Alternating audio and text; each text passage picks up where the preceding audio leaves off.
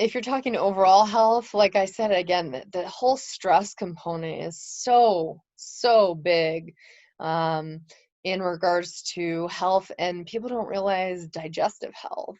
When you are stressed, there's this thing called a vagus nerve, and it runs from here all the way down, you can't see me, to your GI tract.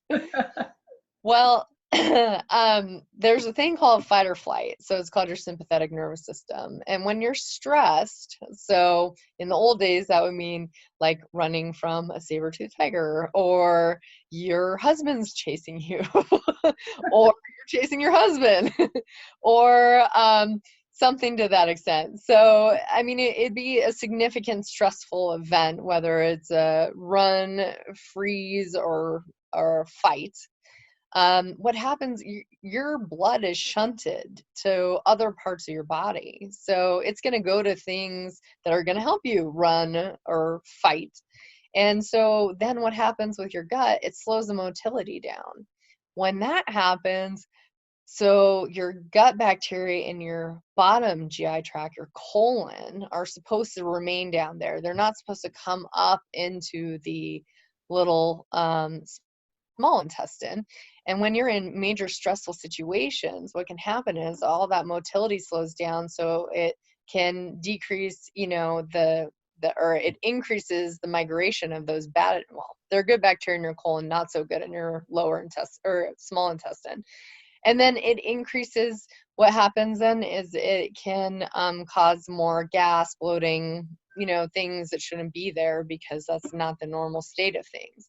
The problem nowadays is our bodies think we're running or fighting when we're sitting at our desk, because you're creating that stressful state all the time. When all of those bacteria are melding together, you cause more inflammation. So you tap into meditation, you tap into your parasympathetic nervous system, your rest and digest. That's your sleep. What it does is reset everything. So it allows that digestion to happen appropriately. And so that's why it's so important to address stress in your life, because it does affect gut motility, and also keeping the bacteria where they should be versus having them migrate up into the small intestine, and that's not good. So yeah, stress management, very, very important. It's not addressed enough, I don't think, or we talk about it, and that's another one of those I need to sit down with myself and be real conversations. And then really trying to tap into the parasympathetic nervous system, where you actually have good gut motility, because the blood is getting back there when you're resting.